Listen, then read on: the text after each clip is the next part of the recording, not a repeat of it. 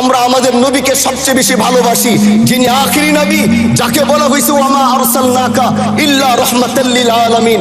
আমরা বারবার দেখছি কিছুদিন পর পর কারা যেন কিভাবে এসে আল্লাহ নবীর শানে কটূক্তি করে, নবীকে নিয়ে অশ্লীল ভাষায় গালিগালাজ করে।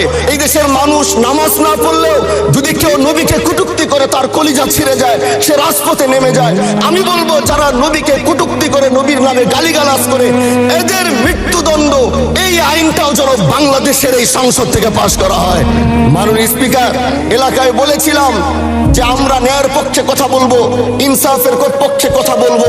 তখন অনেকে হাত ধরে বলেছিল, হামজালা ভাই জাতীয় সংসদে যখন যাবেন একটু বললেন হাদি হত্যার বিচারটা যেন হয়।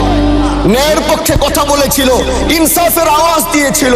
আমাদের মতোই যুবক মাননীয় স্পিকার, তিনি এই যে স্বপ্ন বলেছিল এক সুন্দর বাংলাদেশ করবার, রাস্তার ভিতরে সেই স্বপ্ন থামিয়ে দেওয়া হয়েছে। এই বিচার যদি না হয় তাহলে আমাদের মতো আন্দোলনের নিরাপত্তাও রাস্তায় কেউ দিতে পারবে না মাননীয় স্পিকার। এই জন্য আপনার মাধ্যমে আমি বলতে চাই, হাদি হত্যার বিচার যেন সুনিশ্চিত করা হয়।